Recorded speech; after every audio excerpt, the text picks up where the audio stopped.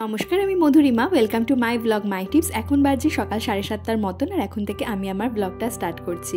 প্রত্যেক দিন সকালে আমার চেষ্টা থাকে একটু তাড়াতাড়ি ঘুম থেকে ওঠার, তাহলে কি হয় নিজের জন্য একটু কোয়ালিটি টাইম স্পেন্ড করতে পারি।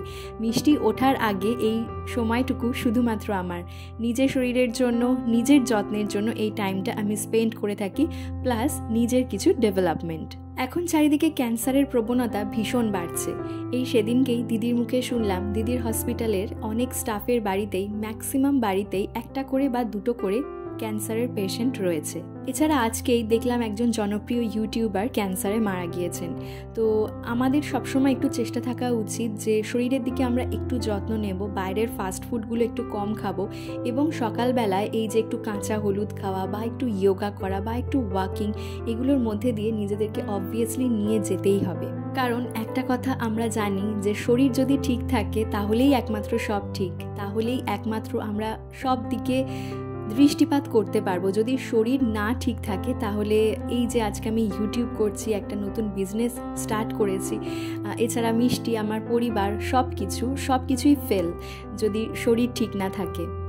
অনেক দিন ধরেই ভাবছিলাম পায়ের একটু যত্ন নেব। আজকে আমার ভিডিও যারা যারা দেখছেন তাদেরকে একটু রিকোয়েস্ট করবে এটা দেখার জন্য। অনেকেই হয়তো জানবেন এই প্রসেসগুলো, কিন্তু তাও একবার আপনাদেরকে দেখিয়ে দিতে চাইবো। এবং আমরা অনেকেই জানা সত্ত্বেও কিন্তু এগুলো করি না, পায়ের যত্ন নিই না। গরমকালে তো যেমন তেমন, শীতকালে কিন্তু অনেকেরই ভীষণই পা ফাটার সমস্যা থাকে। যদি পা ফাটার সমস্যা থেকে থাকে তাহলে এই টিপসগুলো কিন্তু ভীষণ কাজে আসবে।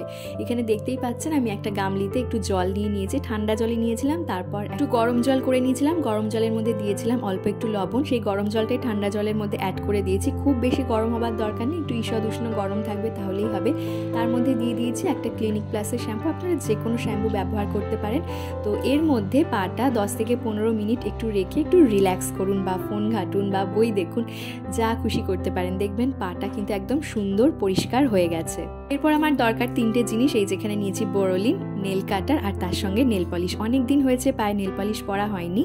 পাটা এরপরে কিন্তু অবভিয়াসলি একটা ক্রিম অ্যাপ্লাই করবেন। বোরোলিনটাই সব থেকে ভালো হয়, কারণ এটা খুব ভালো। বিশেষ করে যাদের পা ফাটার সমস্যা রয়েছে তারা এটা রাতে করবেন। রাতে এটা করে তারপরে মোজা পরে, রাত্রেবেলা আবার না হয় খুলেই ফেললেন, কিছুক্ষণের জন্য মোজা পরে একটু রেখে দিলেন। পাটা অনেক বেশি রিল্যাক্স হবে এবং একদম সফট হয়ে যাবে। যদি পা ফাটার কোনো সমস্যা থাকে সেগুলো কিন্তু আস্তে আস্তে চলে যাবে। এটা অন্তত 10-15 দিন রেগুলার করে দেখুন, খুব ভালো ফল পাবেন।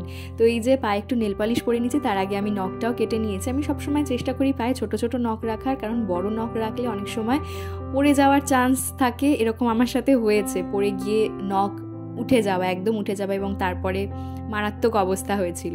তো সেই জন্য আমি একদম নখ ছোট ছোট রাখি, আর পাটা পরিষ্কারও লাগে দেখতেও সুন্দর লাগে।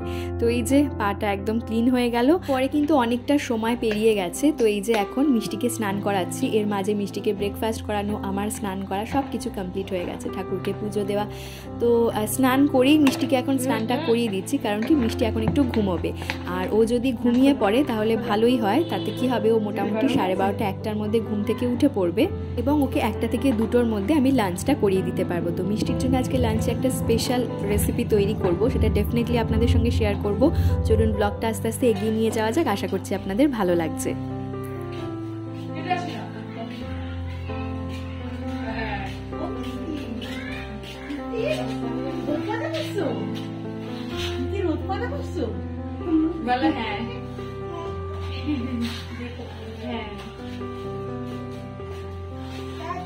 কাকা না, দাদা দাদা দাদা।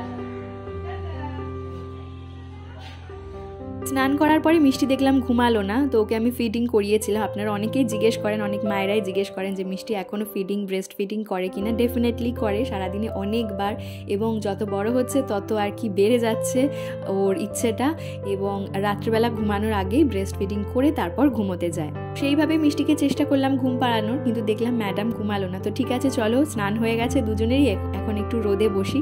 আর শীতকালে রোদ পোহাতে কি ভালো লাগে, তাই না? ভেবেছিলাম যে ছাদে যাব, কিন্তু তার সাথে সাথে আজকে রোদের সাথে সাথে কিন্তু প্রচণ্ড হাওয়া রয়েছে। আজকে মনে হচ্ছে সন্ধ্যেবেলা খুব ঠান্ডা পড়বে।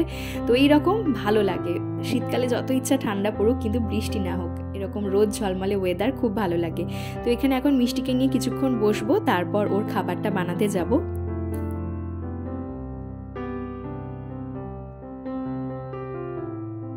শীতকালে সবজি দিয়ে আজকে মিষ্টির জন্য খাবার তৈরি করব। মিষ্টিকে আজকে দিচ্ছি ব্রোকলি, তার সাথে গাজর এবং দেব তার সাথে কড়াইশুঁটি।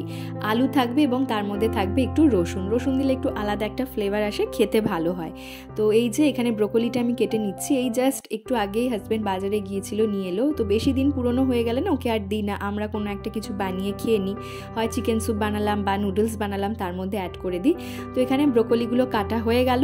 এরপর এর মধ্যে আমি দিয়ে দিচ্ছি গাজর। তো দেখতে থাকুন রেসিপিটা, আশা করছি আপনাদের ভালো লাগবে এবং ডেফিনেটলি এই শীতকালে বাচ্চাদেরকে করে দেবেন, তাদেরও ভালো লাগবে।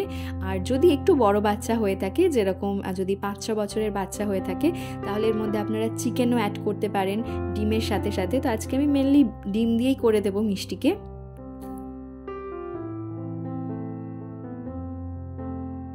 সেদিনকে হাজব্যান্ডের থেকে একটা ভালো জিনিস জানলাম, সেটা হচ্ছে যে দিনের শেষে আমাদেরকে মনে করতে হবে সারা দিনের ঘটে যাওয়া এমন 3টে জিনিস যা আমাদেরকে হ্যাপি করবে। চলুন কাজ করতে করতে আপনাদের সাথে শেয়ার করে নিই আগের দিনের আমার হ্যাপিনেসগুলো। যেরকম মিষ্টি, আমি যখন ভাত করছিলাম, তো ভাতের যে ঢাকনাটা সেটা তুলেছে এবং তার থেকে ধোঁয়া বেরোচ্ছে এবং আমি বললাম যে এটা হচ্ছে ধোঁয়া। তো মিষ্টি এত সুন্দরভাবে ধোঁয়াটা বললো, একদম স্পষ্টভাবে। এছাড়া এটা আমার খুব ভালো লেগেছে, একটা স্পষ্ট উচ্চারণও করতে পেরেছে। তারপর ওকে অনেকগুলো বই একসাথে দেখি, আমি বললাম এগুলো বুকস, এবং বুকস উচ্চারণটাও একদম স্পষ্ট করতে পারলো। এটা হচ্ছে আমার দ্বিতীয় হ্যাপিনেস। আর তৃতীয় হ্যাপিনেসটা হলো আমার খুব তাড়াতাড়ি 1 লাখ সাবস্ক্রাইবার পূর্ণ হবে। হঠাৎ করে ইউটিউব স্টুডিওটা খুলে দেখি 99.9 হয়ে গেছে এবং তার থেকে আরও 15 সাবস্ক্রাইবার্স বেড়েছে। তো আর মোটামুটি কয়েকটা বাকি হতে, তো সেজন্য আমি খুবই এক্সাইটেড। তো এখানে এই যে সবজিগুলো আমি প্রথমে বাটারে একটু সটে করে নিলাম, এর মধ্যে দিচ্ছি হলুদ গুঁড়ো। এই হলুদ গুঁড়ো কিন্তু দোকান থেকে কেনা হলুদ গুঁড়ো নয়। তো আমাদের বাড়িতে একজন আসে যে শুকনো হলুদ নিয়ে আসে এবং একদম সামনেই গুঁড়ো করে দেয় হলুদগুলো। আর হচ্ছে জিরে গুঁড়ো, যেটা আমি নিজে বাড়িতে তৈরি করেছি। তো সামান্য একটু হলুদ গুঁড়ো, জিরে গুঁড়ো আর লবণ দিয়েছি, আর বাটারে সবজিগুলো একটু ভেজে নিয়েছি, ব্যাস। আর কোনো মশলা দেবো না। এর মধ্যে কড়াইশুঁটিটা অ্যাড করে দিচ্ছি। সবজিটা হালকা একটু ভাজা হয়ে গেলে এর মধ্যে আমি একটা দেশি মুরগির ডিম অ্যাড করে দিচ্ছি। তো এরপর একটু নাড়াচাড়া করে নিয়ে এটা সেদ্ধ হওয়ার জন্য আমি এর মধ্যে জল অ্যাড করে দেবো, ব্যাস। এটা মোটামুটি 6 থেকে 7টা হুইসেল দিয়ে নিলেই সবজি একদম তৈরি। এটা ম্যাশ করে দিতে পারেন অথবা সবজির স্যুপ হিসাবে দিতে পারেন। যদি একটু বড় বাচ্চা হয়ে থাকে একটু গোলমরিচ গুঁড়ো অ্যাড করতে পারেন, একটু চিকেনের টুকরো কিন্তু অ্যাড করতে পারেন।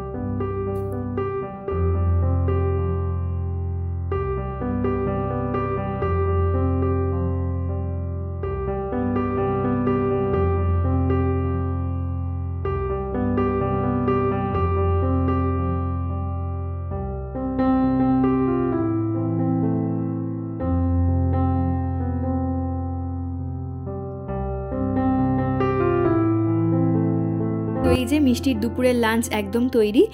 আর যদি আপনারা চান লাস্টের মধ্যে একটু বাটারও অ্যাড করতে পারেন, আর যদি বাটারে সবজিটা ফ্রাই না করতে চান তাহলে কিন্তু সর্ষের তেলেও সবজিটা ফ্রাই করে নিতে পারেন। হচ্ছে তো ধরো মাম্মা, এ কি করলি? মার কত শখের গাছ ছিল রে। শখের গাছের গাছটা তো বেঁচে, আমি কিন্তু টপটা টপ নেই, পেছনে টপ নেই, পুরো ভেঙে দিয়েছি। বললি মাম্মা এটা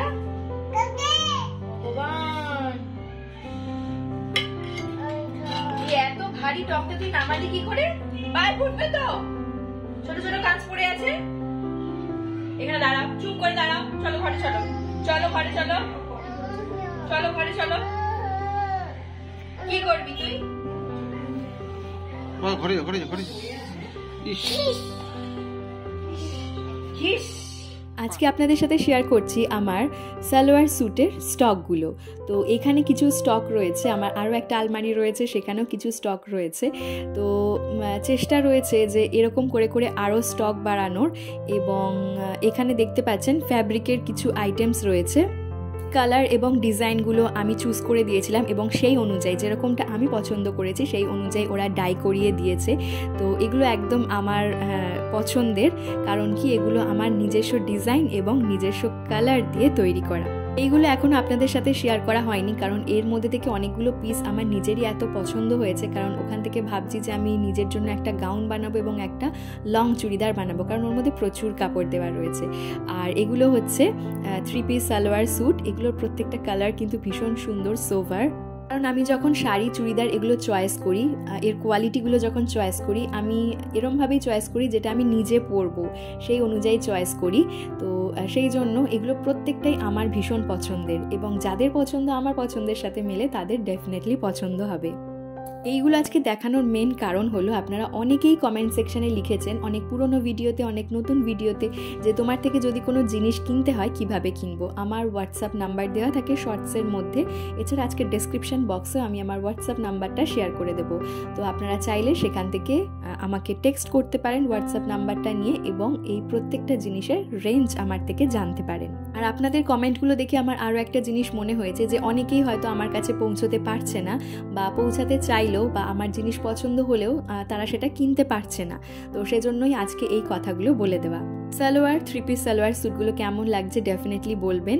তো আমি রিসেন্টলি নিজের জন্য কয়েকটা বানাবো, তো এখান থেকে কয়েকটা চুজ করব, এবং হ্যাঁ অবশ্যই বানিয়ে সেটা আপনাদের সাথে শেয়ারও করব। কারণ আমার অনেক দিন হলো চুড়িদারের পিস এরকমভাবে বানানো হয় না, রেডিমেডই কিনে পরি, কিন্তু চুড়িদারের পিস নিজে বানিয়ে পরলে, নিজের মাপ দিয়ে বানিয়ে পরলে কিন্তু ভীষণ সুন্দর লাগে দেখতে। তো এই ছিল কয়েকটা 3 পিস সালোয়ার স্যুটের কালেকশন। আশা করছি আজকের ভিডিওটা আপনাদের ভালো লেগেছে। বেশি কিছু ইনফরমেশন আজকের ভিডিওতে শেয়ার করতে পারলাম না, ফিরবো আবার নতুন ভিডিও নিয়ে। যদি ভিডিওটা ভালো লেগে থাকে তাহলে চ্যানেলটা সাবস্ক্রাইব করে দিতে ভুলবেন না। কেমন লাগলো অবশ্যই কমেন্ট সেকশনে জানাবেন।